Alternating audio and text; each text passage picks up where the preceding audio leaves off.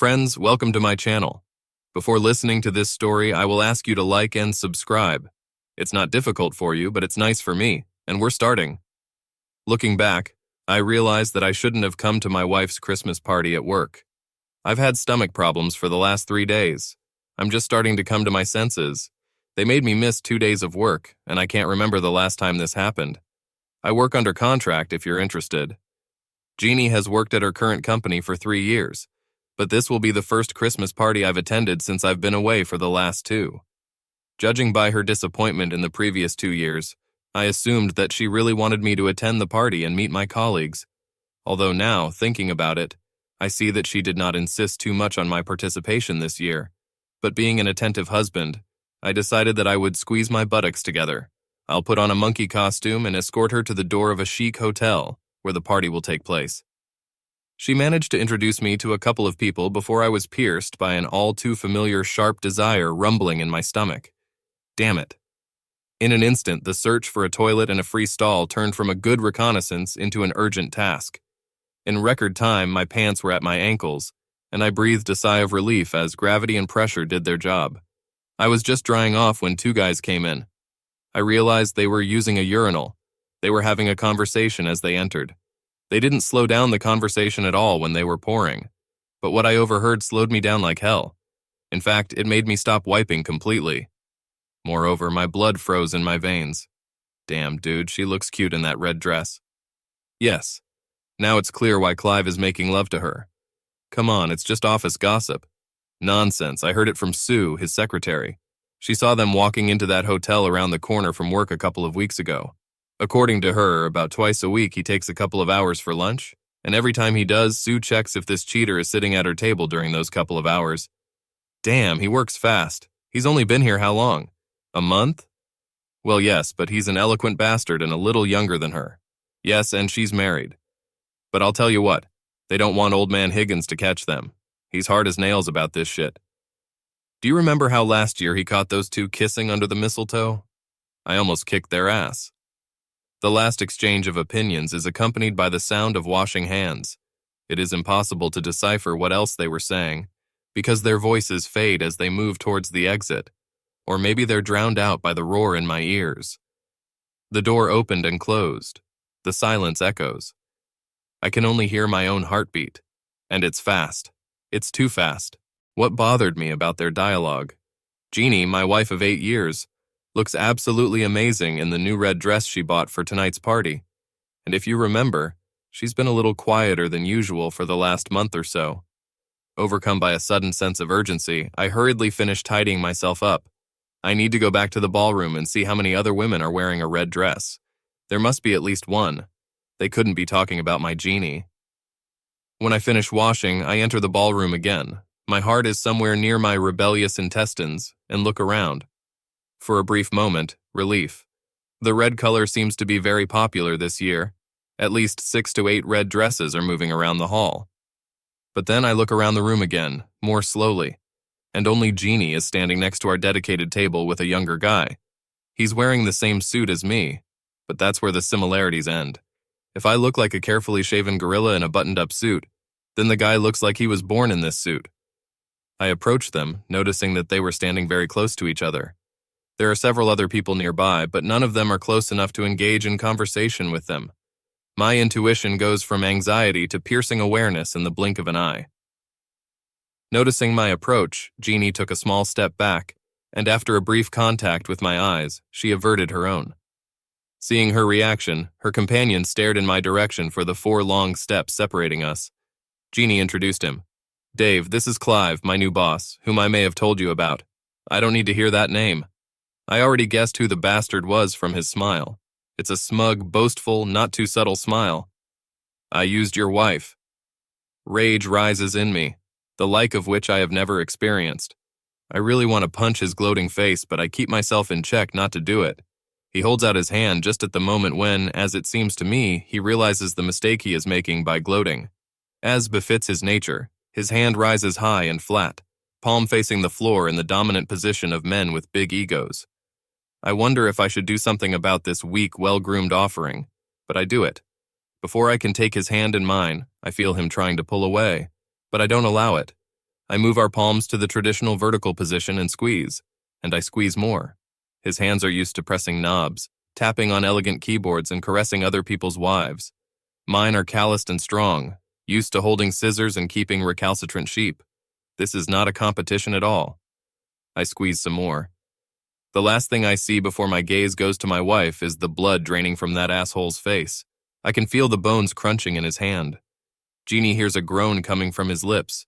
An expression of confusion appears on her face. She looks at our joined hands, looks up at my face, and understands everything. She knows her secret is out. He knows that there will be no forgiveness from me. He knows that we won't have the children we talked about recently. He knows that everything is over between us. She puts her hand to her mouth. I stare at her in silence. I increase the pressure on the feminine hand in mine. His left hand comes to the aid of his right wrist, grabbing, trying in vain to separate us. It takes him a few seconds to realize that it's useless. He slowly kneels down, his moans getting louder. But I keep building up the tension. I feel more and more silence coming from our little table, but I don't even pay attention to the guy. I don't take my eyes off Jeannie. She's clearly fighting the urge to run away. I think it's my gaze that keeps her in place. The kneeling man lets out a high-pitched scream, more like a little girl's squeal, when I feel something click in his paw. I'm increasing the pressure a little more. Tears are already streaming down his face. So does Jeannie. He's whimpering like a bitch. She is too. His expression is as far away from the malicious smile with which he greeted me as it is possible to be. There was silence in the room, except for our little circle of sobs and screams. Jeannie breaks eye contact. Her gaze shifts to the man who has just entered my peripheral vision. According to her, Mr. Higgins. I understand who this new person is. The guy who created the company my wife works for from scratch, and whom she talks about with awe. Since I'm still looking at Jeannie, I feel rather than see the visitor glance at the almost crying, screaming man, his sales manager, than at my wife. Jeannie, on the other hand, looks anywhere but at me and the owner of the company. I feel a hand gently taking my arm. The voice accompanying her sounds sympathetic. Okay, son, let him go. Then I'll do it myself. With a final squeeze that caused a loud scream, I obey. My eyes take in the scene when everyone in the room is silently watching what is happening, understanding, mainly from the guilty expression on Jeannie's face, why this humiliated man is literally suffering at my hand. Focusing on Mr. Higgins, I nod to the older man and, after taking one last look at my future ex-wife, turn around and leave, hearing at the same time, Nigel, call an ambulance for my former sales manager, please. Mrs. Brown, come with me. I think we need to discuss your resignation. And now for relaxation, damn it. Last night, an old woman with a scythe came for me, and I fought her off with a vacuum cleaner. God, let's talk about Dyson with death. The second story, I knew that the moment of truth had come. A critical moment. The moment of making the final decision. The moment I've been dreading for weeks now. Strangely enough, this moment excited me more than anything I had experienced before. A strange place. Perhaps the most exciting of all where I have ever been. A rather dirty toilet of a rundown bar. Well, are you going to do it? This is my friend Lucy, and I knew that somehow her words meant that I was at the moment of making a decision or running away. Actually, I should explain what was going on to get me to this point, shouldn't I? For 8 years, I was happily married to a wonderful guy. He was worth it for me to give up my wild tendencies, and we have a fantastic marriage. The only thing that disrupts our happiness is my inability to have children. But no matter what, our marriage suits me in every way. Then my old college friend Lucy came back to town and reminded me how simple life used to be. Simple and fun. She didn't let the fact that she was married stop her from having fun. It just reduces my activity, she constantly says. When her husband was out of town and he traveled a lot, she went to bars in the most remote areas of the city. Let's just say she never had to buy herself a drink, and she was never alone. Her stories of rough anonymous love against the wall, in the bushes, in the back seat of some guy's car in the parking lot, or at his house, awakened pleasant memories of the old days in her. Lucy talked about how in the morning she had long, loving farewell sessions with her husband, and in the evening of the same day 2 bikers roasted her on a spit in a cheap motel. It made me clench my hips and breathe hard. She's been legitimizing it in my head for months. I started to think that I deserved what she was getting. She's been doing this for years, and she's never been caught. Is it really that hard to keep it a secret? I tried to resist, I really tried. I tried to convince Dave when we were in bed to be more rude, more selfish, so that I could close my eyes and pretend it was someone else. But Dave was just Dave, passionate but gentle. That bastard actually cared. Then my husband announced that he was going on his rare week-long business trip. Lucy telling me her stories all the time pretty much got me excited all the time, and 5 days without love while Dave was away made me boil. So when Lucy offered to take advantage of Dave's absence and join her on one of her outings, my hormones got the better of my common sense. I joked that I would just be her date for the night, but who am I kidding? Arriving at the bar, where I was treated to drinks by almost all the guys present there, I relaxed for serious dancing. Dancing, during which I was crushed, tormented, groped, and acted with all the other dirty verbs that you can think of. Lucy kept asking, "Have you already chosen who?" when our paths crossed in a crowded bar. Finally, she cornered me and dragged me into the dirty bathroom of the bar, where we sat down in adjacent booths. "It's time to decide, Sandy. I am personally ready for love. You either pick one or two and join me, or you get yourself a taxi home." I think it was her mention of two that affected me, touching on one of my favorite fantasies. "But not today," I scolded myself. "Take a walk before you run, Sandra. There's only one guy today." "Okay, Lucy, how do I choose and what should I do?" "Do what I did. Take off your panties right now, crumple them in your hand, go back out, and when you see a guy who doesn't disgust you and buys you a drink, give him the panties. He'll understand what you're talking about, and leave all logistical questions about where you will make love to him at his discretion. Did you buy condoms like I suggested?" "Yes, a week ago." I heard Lucy stand up in her booth. Then there was a shuffle before I saw the flicker of lace of her panties under the barrier between the booths. Reminding myself that I deserved it and it was perfectly safe, I followed her example. Looking at the silky underwear in my hand, I felt a surge of strength. One guy will be very lucky today, and who exactly it will be literally depends on me. Blushing and coming out of the booth, Lucy and I high-fived each other, and she said softly, "Go, girl."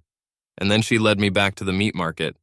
Hiding my panties in my hand, I searched the dim room for a tall guy with a neatly trimmed beard, whose equipment felt quite decent when he rubbed against my leg in a dance. Great. It looks like he's one of the people waiting for Lucy and me outside. Gathering my courage, I took a step towards him. With my left hand, I took his right one and turned it so that it was ready to accept my gift. I wanted to demonstrate it. I hoped he would smell them before he took me wherever he wanted and did whatever he wanted with me. Maybe later I can go up to his room with him and ask if he has a friend who could join us tomorrow night when Dave was supposed to be away. Even in the dim light, I saw his eyes light up when he realized what I was holding in my hands. His hand rose of its own accord to accept my gift, which I dropped into his palm. Suddenly, there was a huge presence between us. A muscular hand appeared out of nowhere and grabbed my panties. With his free left hand, the unknown dropped something else into the empty palm of my potential lover. I looked down and saw that it was a man's wedding ring, the gold of which sparkled in the faint light. Instinctively, I grabbed it, clenched it in my fist, and looked up. Dave was standing there, looking at me with an expression of resentment but determination on his face. He was there and ready, so he must have known not only about what we were up to, but about the whole panty business. Later, I thought about the hurtful things he might say right now. To call me a cheater, a slut, publicly shame or humiliate me, anything. All of this would be better than what he actually said? I think it's a fair exchange. Shaking his head, he turned and disappeared into the crowd, leaving me with the realization that he considered the value of our marriage. A pair of used silk panties. Now relax, motherfucker. The most effective way to remember your wife's birthday is to forget it one day. Nash. The third story. In the last 2 minutes, my mind has experienced the full range of emotions possible, from disappointment to rage, and finally determination. For a couple of weeks now, I suspected that something was wrong with my wife of 14 years. She went from being open and honest to being secretive and unable to meet my gaze. I did everything that suspicious husbands usually do. I installed a GPS tracker on her phone, constantly called her during the working day, but there was nothing special. Still, doubts remain. Rachel doesn't work outside the house, and if her car is always where it should be and she still makes love on the side, then she does it either in our house or she gets a ride. Questioning at work among colleagues who were forced to screw up in family court led me to realize that I would either have to put up with my wife's misconduct or become a part-time father. Neither option suits a klutz like me. Careful observation of Rachel for several weeks revealed a pattern. A freshly washed wife and no eye contact on Wednesdays and Fridays, except for the week when the painters come to her. Today is Friday, and I got home 3 hours earlier than usual. He stopped on the street 2 steps from the house and did not open the garage door as usual. I silently look into the garage to check if someone else's car is parked in my place, but it's not there. Then I quietly open the front door. I suspected that everything would be bad, but I had no idea how bad it would be. The sounds of grunts, groans, and creaking of the bed springs told me everything I needed.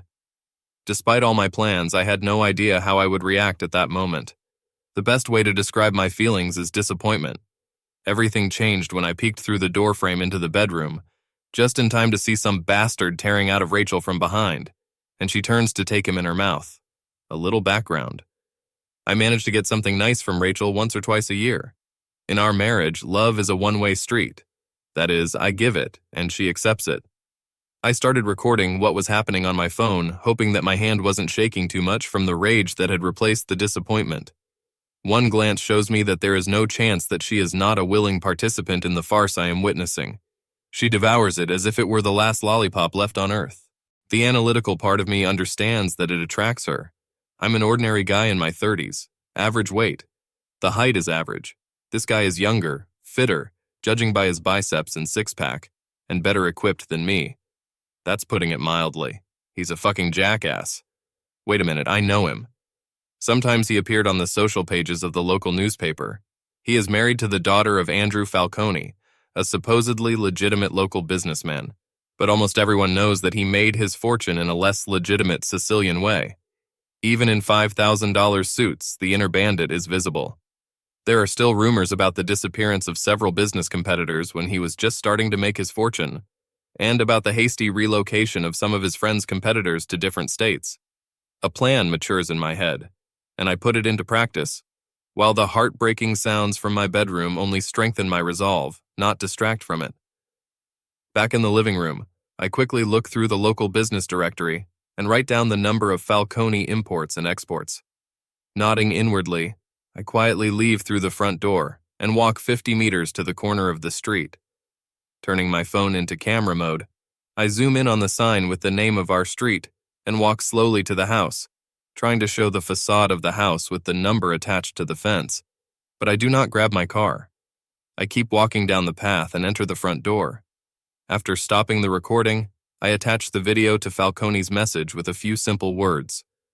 Walk with me. I stare at the screen, silently counting. 1, 2, 3, 4, 5, until I get to the number 14. 14 seconds, one for each year of my marriage. Then I press the send button. The second record, Faithful, followed immediately after the first. There is no pause. I drive off calmly and head to the school where the children study. From time to time, I pick them up and take them somewhere to play before heading home for dinner. Today, I suspect it will be a playground, dinner at Hungry Jack, the Australian version of Burger King, and then the longest children's movie show this week. I hope they get tired enough to fall asleep in the car. Who knows what I'll find when I get home? Now relax. Dear Father, what should I do with love, nudity, obscene language, and violence on my VCR? Dear Father, I joined the Navy to see the world. I've seen him. How do I get out of here now? Dear Father, I have a man I can't trust. He cheats so often that I'm not even sure if the baby I'm carrying is his. The fourth story, I'll tell you a little secret. I hate single guys. You know what kind of guys I mean. Those who have big, thick beards because some celebrity was photographed with such a beard, and suddenly all hipsters began to wear it. Those whose jeans are torn at the knees because, again, one of the celebrities was seen in this form. One of the representatives of this breed of single guys was not too pleased when I noted that this was an outdated trend of my youth, the 1980s. However, I wasn't lonely then, and I refuse to be now. As I moved forward in line at the local McDonald's, I lamented that the guy in front of me was a sickeningly stereotypical single guy. There is a thick beard, fashionable tattoos of Marvel Comics characters, which in 10 years will look just silly on a 45-year-old man, are there? Jeans, fashionably torn at the knees, there are. Leather loafers, yes. There is a shoulder bag. And let's not forget about the dark sunglasses worn over the eyes, there are. At that moment, the hipster's phone rang and he pulled it out of his waist bag with a flourish, no doubt hoping that everyone within reach will realize that this is the latest and greatest iPhone model, so superior and much more expensive than everyone else around. I was waiting for the inevitable. Assholes like that just have to do it. A quiet conversation with a phone pressed to your ear is not for these guys. Oh no. One button to answer the call, the second to turn on the speakerphone, and everyone who was within spitting distance, tempting, isn't it, could hear both sides of the conversation. Hello, doll. Hi, stud, what are you doing? Oh, I just want to have dinner to replenish the juice you've been sucking out of me all day. Dude, I've been through with her almost as many times as you have. The last word from the speaker of the phone was followed by a half scream, half squeal. Justin, how many times have I told you, shut up about my husband? He's doing a great job and I'm not going to let you denigrate him like that, okay? Well, beautiful words from a woman who just spent half a day pleasuring another guy in her husband's bed. Don't bite my fucking head off. I'm sorry, Justin, I'm very protective of Daryl, you know. There's nothing he can do about being exhausted after all this overtime. He wants the kids to graduate without student loans, and I love him for that. But I also like what you can provide for me. The guy looked around, beaming, obviously hoping that everyone had heard him. I wish I hadn't done that. The conversation was disgusting. These guys need to be castrated. Unfortunately, the conversation did not end there. He was predictable. I pretended to be reading text messages on my phone. Are you sure you can't lose your hubby for a couple of hours this evening so we can finish what we started earlier? It's tempting, big guy, but after today I'm in pain. It takes me a couple of days to recover. Besides, Daryl's going to be home soon. He called 10 minutes ago and said he'd pick up burgers on the way home. At that moment, I reached over my lover's shoulder and snatched the phone from him. Bringing it to my mouth, I growled, "That's right, Veronica. And about your burger, which one do you want again? Quarter pound or the Big Mac?" All that came out of the speaker was a high-pitched scream and the sound of the phone hitting the floor. I entered the personal space of this oh-so-average trendsetter with a thunderstorm expression on my face. He had to tilt his head back awkwardly to look at me. There was a mask of horror on his face. I was a good 30 centimeters taller than him, and I don't know where all his blood went, but it definitely drained from his face. He saw the biceps on my arms and the huge calloused palms, the products of many years of conscientious manual labor. I reached down and grabbed his genitals with my left hand through his pipe jeans. He automatically stood on his toes. I looked around at the whole crowd of people, diligently pretending not to notice anything. I squeezed both my hands. The right one made the phone crack and break. The left one caused an unearthly scream. What can I say? Some things break more easily than others. Now relax, motherfucker. My wife accuses me of ruining her birthday. It's funny, I didn't even know it was her birthday. There was a Muslim man sitting next to Patty on the plane. Patty ordered a whiskey. The stewardess asked the Muslim if he also wanted a drink. He replied with disgust, "I'd rather be raped by a dozen cheaters than let alcohol touch my lips." Patty returned his glass and said, "Me too. I didn't know we had a choice." If you are offended by one of the above jokes, I have bad news. You are a boring computer freak. The fifth story scene. It's a gorgeous spring day, and an education consultant is conducting an 11th grade photography elective at a local park. With cameras in their hands, everyone is sitting on the grass in a circle around a professional photographer. So, guys and girls, for the last 2 semesters, we have been discussing the technical aspects of photography. In other words, you've learned how to take a photo with the intention of an artistic shot, rather than just using an automatic feature. Now I want to discuss copyright and legal issues. The class was noisy. Everyone was looking forward to spending an hour in the sun. They could discuss all this in class instead of walking 7 blocks to the park. First of all, copyright. If you take photos with the company's camera during business hours, then the copyright belongs to the company. If this is your camera and your time, then it's for you. If this is your camera during business hours, then the copyright becomes a little vague, okay? The class nodded. Everything seemed simple and straightforward. So, what exactly and who are you allowed to photograph and under what circumstances? The consultant did not wait for suggestions from the group. Well, here are some examples for you. You can take pictures of those kids playing over there, but you can't post them for commercial purposes without getting their parents' permission. Technically, you can't even post them on social media, but the courts in this country never bother to comply with this requirement. So, can anyone tell me how legal it is, say, to take a picture of someone through the window of that motel over there? The students automatically turned to look at the edge of the park 2 steps away from us. On the other side of the parking lot, under the sign of a cheap motel chain, there was a 2-story row of rooms, the peeling paint on the facade of which emphasized their age. By all accounts, filming through a window would be an invasion of privacy. The teacher agreed, noting that although technically filming is not prohibited, its publication anywhere, including on social networks, will lead to the fact that the photographer will be in deep ass if he does not get the approval of the subject of the shooting. He glanced at his watch. And now let's do a little exercise. Stay in your seats, but form a line facing the motel. Get the cameras ready. I want you to take a picture of the next person or people you see in the parking lot. Alternatively, you can switch the camera to continuous shooting mode and take several pictures. This technique is often used by both paparazzi photographers and sports photographers. After you take the pictures, we will discuss which ones can be used. The class followed the instruction. Many grinned slyly. It wasn't often that they were given permission to do a little voyeurism. A cleaning lady wheeled a trolley up to one of the rooms, went inside and disappeared. There were clicks and buzzing of expensive cameras. It was a pretty elite school in an affluent suburb, and none of the parents wanted their child to be seen with anything other than a professional-grade camera and lens. There were only a few cars in the parking lot at this time of day.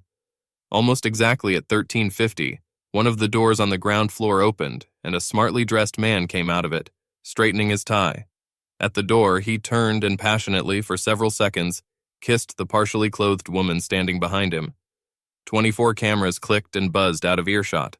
The woman hurriedly closed the door of the motel room, and the man turned and headed for the latest model SUV.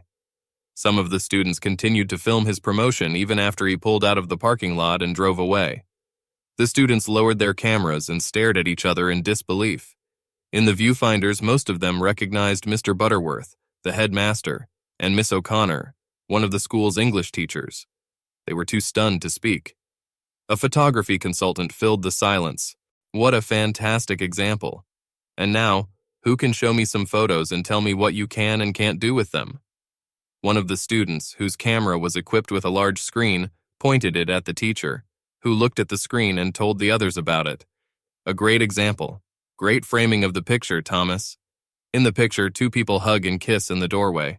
The man is clearly outside the room, in a public place, just like us. The lady is inside the room, privately owned. So, photographing a man is quite legal, but if you try to benefit from the pictures, you may well find yourself in a difficult situation from the point of view of the law. You can post them on social media, and a man can delete them with an injunction, but if you are sued, you will go down in history. He watched as most of the class practically salivated, wishing the teacher would shut up so they could publish juicy gossip as quickly as possible. If you do not delete the pictures of a woman, which is clearly an invasion of her privacy, then from a legal point of view, you may find yourself in deep shit. If someone gets a picture of her breasts exposed because of her unbuttoned blouse and tries to post it, even on social media, they will hurt you very much in accordance with the laws of public decency. Most of the class groaned in frustration, and then quickly scanned their own pictures to make sure they didn't capture the breasts of their pretty English teacher. Unless, of course, this lady gives permission for publication. Does anyone want to ask her permission? Many of the students had been studying with Miss O'Connor for several years, and she had sent more than one of them to work. Almost everyone raised their hands. That's right, then let's go. Jason, you will knock on the door, and when it opens, state your position clearly and clearly. You should tell me that a few minutes ago you took several photos of her saying goodbye to a gentleman, and one or more of them show her bare breasts, and whether she can give her blessing to the public use of these pictures. The professional photographer grinned at the tall student who smiled back. It was a game, and they both knew it. The whole class went straight through the parking lot and found themselves on a covered walkway 3 doors down from the room they were looking for. When they reached the room, the door opened, and Miss O'Connor, now decently dressed, came out and closed the door behind her. Her face fell as she recognized some of the students walking towards her as her former or current students. The group was led by Jason. Miss O'Connor, we inadvertently took some photos of you through an open door and would like to know if you would give us permission to publish them. If you want, we can exclude those that show your left breast. Miss O'Connor turned crimson-white for a few seconds, and then purple-red from embarrassment. They saw Clive leave and knew she wasn't his wife. If this gets to the school board, Her job will be in jeopardy, and it will be very difficult for her to hide it from her husband. The students really enjoyed the performance. Finally, she came to her senses. Of course, you will not have my permission to do anything other than delete all the photos that you have. What I do in my free time is none of your business or anyone else's. What two consenting adults do is their business, and if it becomes known, I can say that I do not expect any of you to pass English in the 11th grade. She tried to look at the students in the front row of the crowd, trying to look brave, even though she was scared. Under her hard gaze, many of them lowered their eyes. Someone stepped out of the crowd from behind tall Jason, singling him out from the crowd. Miss O'Connor's face turned even whiter than before, and her knees buckled so much that she almost fell on them. Dave, I'm sorry, darling, this is not what it seems. Dave Brown just shook his head and walked away. The class followed him, shouting over their shoulders. Oh, gotcha. Good luck, Miss O. Nice breasts, teacher. Susan O'Connor, who never took her husband's last name, returned to school and to her lover to try to fix the situation. While Susan was returning to her classroom after her free time, Clive Butterworth tried to do everything he could, but realized that it was useless. Two of the students involved are children of school board members. He sat in his office and shivered until the inevitable phone call rang. Please make sure that you and Miss O'Connor stay there until the council meets tonight. The epilogue. At 20:05, newly unemployed Susan O'Connor returned to her house and found that all her clothes were piled in the garage and the keys no longer fit the locks of the house. Broken and demoralized, she stopped banging on the door after just 5 minutes, packed up the things that fit in the trunk and in the back seat of her car, and drove to another motel. She knew that trying to persuade Dave to forgive her was a waste of time. Deep down, she always knew that. She just didn't have the strength to reject the courtship of the influential Clive Butterworth, and she relied on their intelligence to avoid getting caught. Like most cheaters, she subconsciously considered the small chance of being caught an acceptable risk. I never thought about how this would affect society because I did not expect that there would be any evidence of an affair. After unpacking enough clothes for a couple of days, she began to study the laws on privacy. What she was reading began to fill her with horror. The phone calls started before 10 the next morning. Colleagues, teachers, friends, and relatives called. Were you on Facebook this morning? There's Clive everywhere. It looks like he was having an affair. There's a picture of Clive, but the face of the woman he's with is blurred. Why aren't you at school today? Sue, we've been friends with you and Dave for many years. Just don't tell me it's you in those photos. The mermaid tattoo is exactly like the one on your shoulder. Stay away from me and my husband. Really, how could you do this to Dave? Perhaps the worst of all were longtime friends who did not even have the decency to talk to her, and who simply sent her a harsh message condemning what she had done to a once proud marriage and a decent man. At 12:25, the first truly terrifying text message arrived. It was from one of the male teachers at her school. Nice breasts, do you want to meet tonight? Sue went on a search and soon found a social networking site that made her go cold. There was a series of 3 photographs. The first showed a man and a woman kissing in the doorway of a motel room, with the back of the man's head covering her face. On the second, Clive moves away from the door. His face is clearly visible, and she looks tenderly at his retreating back. On the third is an enlarged shot of her bare left breast, exposed by an unbuttoned blouse.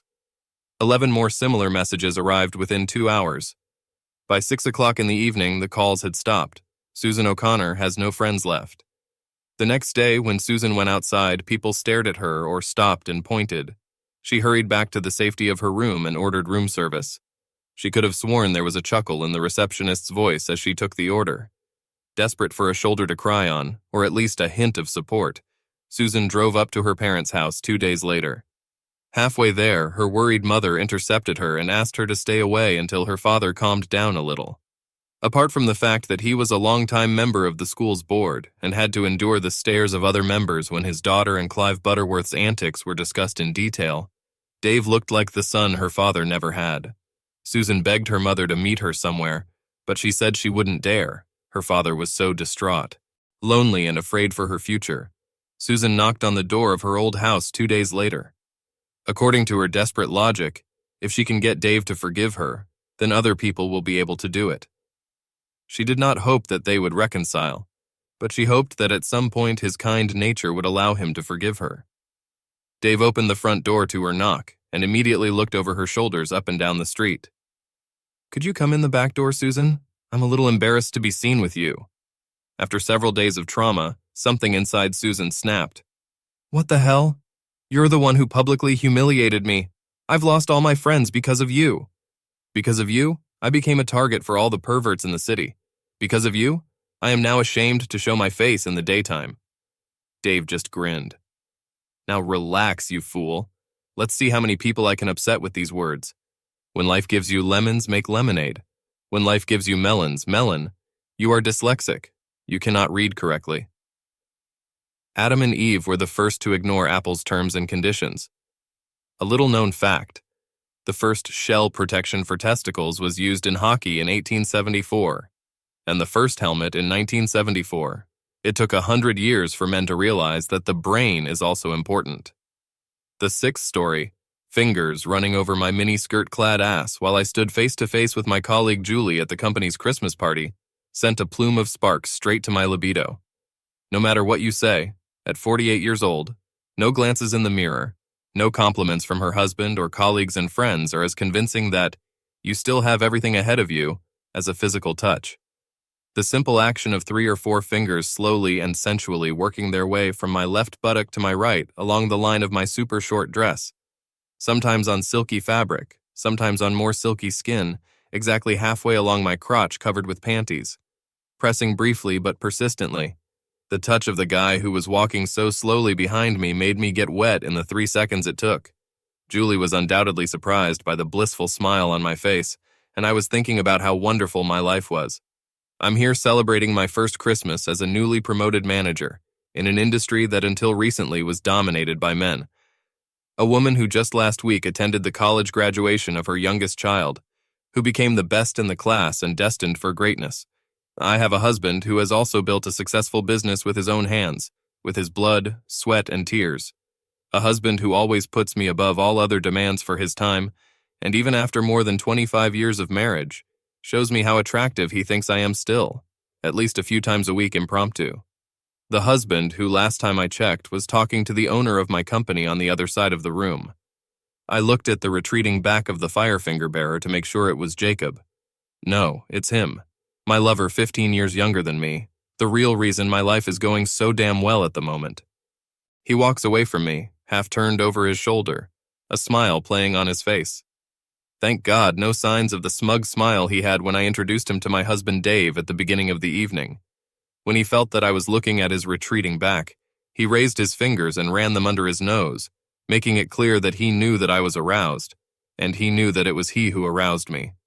It's probably best never to tell him that if he smelled anything, it was probably because I came out of the bathroom and found Dave getting dressed for a party in the master bedroom. He looked at me, his nostrils flared, and he possessed me. He just pushed me onto the bed, took off his underpants, pushed my panties aside, and took me. That's what I mean. With such evidence that 2 handsome men find me irresistible, I am a happy wife, mother, and a woman moving up the career ladder. I smiled at Jacob's back and thought about breaking my strict security rules for once, texting Jacob to meet me in one of the dressing rooms. I've already made love to Dave and Jacob several times in the same day, and to say that it's hot is a gross understatement. Just thinking about it was enough to make me breathe heavily. I had a fleeting thought of dragging Dave into the dressing room, but I quickly dismissed it. Firstly, Jacob will not like that I will poke him in the nose that I still love my husband. And secondly, hot and dirty hookups on chairs in dressing rooms are for lovers, not for husbands. I fought the almost overwhelming urge to write to Jacob to meet me. For the past 8 months, I have had a lover, remaining unnoticed, carefully choosing the time and place of the meeting, as well as how I cleaned myself up before and after meeting him. I also know that the way I behave around my husband plays a huge role in this. I am very careful and do not show him less respect than always, even when I stab him in the back, perhaps in the worst way a wife is capable of. And yes, I know that's what I'm doing, but the temptation of illicit love with a young and handsome stallion is beyond me. I respect Dave, and I damn hope Jacob respects that feeling. But no, this immature little jerk should mock and try to smear Dave every time his name is mentioned. I think this situation is a self-evident truth all over the world. The hubby has no idea about the existence of a lover, but the lover knows everything about his rival. Yes, I understand why it makes him feel superior. But does this little asshole really need to grin so openly in Dave's face? I hope it didn't look too suspicious when that smirk made me grab Jacob by the elbow and drag him away right after I introduced them earlier in the evening. But that was before. And what's on Jacob's face when he leaves now is just a boyish smile. He knows perfectly well what he just did to me, and what I want to do to him in the privacy of the back room. He went to the part of the room where Dave is, and I sincerely hope that my dear but such a naughty boy is not going to go and talk to him. Not in that mood. I have no illusions about the chances of my marriage surviving if Dave finds out about my long-standing affair. I don't rule out that Jacob may subconsciously expose us. He doesn't hide the fact that I belong only to him. I don't have the heart to tell him that an open relationship with someone who is old enough to be my son, and even a subordinate, will never be part of this ambitious woman's future. As I said before, I just hope that my little toy boy will behave well. I zoomed in to see where Jacob was really going, and froze. I think he was heading straight for my husband. I think my heart has stopped. I know that I even took a step or two back, as Julie had to support me, and my gaze focused on my husband's face about 25 steps away from me. Dave's expression clearly says that he saw everything. Jacob's hand stroking my buttocks, his lascivious grin and my answering, seductive, loving smile, all the actions of a comfortable couple in an emotionally close relationship. In an instant, I realized that my happy, peaceful marriage was in the past. Dead as a fossil. The future flashed before me, or better to say, loomed. The future of devastated children who, if the news of their family's destruction is not enough, will soon have to choose who to be loyal to. A mother who made a career and left them at an early age in various kindergartens. A mother who proved that she was a liar and a cheater. Or an emotionally wounded loving father, convulsively trying to pull out a knife firmly stuck in his back. I was not at all sure that I would successfully pass this competition. Who am I kidding? I lost before I even started defending myself. The same can be said about friends and relatives. How many of them would prefer a cheater to St. Dave? Damn, why didn't I think of all this before? Why? Because she was arrogant, that's why. As I watched, Dave's face changed from shock to mounting anger, and then immediately turned into rage. His wild eyes accused me of killing the life he thought was his. A life that he now knows was a lie. I just couldn't look at that anger, and my gaze, as if living its own life, darted to the right at the still shocked expression on the face of Mr. Grace, the owner of my company, a secular preacher, a fighter for morality and for gender equality in the company. That's why I was promoted. His face told me everything I needed to know. He was watching me with Dave when Jacob did his little trick without first checking to see if there were watching eyes. If he hasn't done it yet, he will soon come to the conclusion that he witnessed the caresses of two inveterate lovers. Evidence of a relationship that is so far from his worldview that it seems almost alien. I knew that my career at this company was over, and there would be no rave review in gratitude for 26 years of dedicated service. Moreover, I will have to move a great distance from this city to try to apply for at least the position of clerk. Cowardly, I shifted my gaze from this new source of terror to Jacob's retreating back. Everything that had happened up to that point took a matter of seconds, because my lover's face was still half turned towards me, and he had covered only 2/3 of the distance between my doomed marriage and its victim. This fool has no idea what he's gotten himself into. His plans clearly included gloating a little over my husband, ex-husband. Approaching the group surrounding Dave, he turned his full attention to them and turned his face completely away from me. I saw his expression in the mirror behind Dave and Mr. Grace. It turned from a boyish grin into an outright grin. It took 4 more steps and less than a second for him to realize the expression on his intended victim's face, but his legs continued to move automatically. Then his face suddenly stretched out, and not reaching 2 steps, his feet stopped. I could tell within half a second when he realized it. He realized with terrifying certainty that he would not be able to gloat today. His face turned deadly white. No, it turned gray. Chalky gray when he looked at the guy he was walking towards. The guy was about 15 centimeters taller than him, and the distance between his pectoral muscles was about the length of an axe handle. Fascinated, as when an accident happens in front of your eyes, when you look through your fingers at a creepy scene in a horror movie. I watched the inevitable happen. Dave took the last 2 steps towards the motionless man, and a lightning strike with his right fist landed in the sluggish stomach of the office worker. The noise of every molecule of air escaping from Jacob's lungs drowned out all other sounds in the room. As Jacob doubled over, His face collided with Dave's knee, which rose. Dave wasn't always the gentleman he seemed now. In his youth, he had to claw his way out of the gutter, scratching, biting, and kicking. Jacob fell as if he had been hit on the head with a butt. I saw Dave trampling on something in the lower body of the man lying down until Mr. Grace pulled him away. As soon as he saw that the anger of the angry man had subsided sufficiently, Mr. Grace walked up to the nearest group of people and began to speak, explaining, I'm sure, that they had just seen nothing and had not witnessed anything. I ran away. And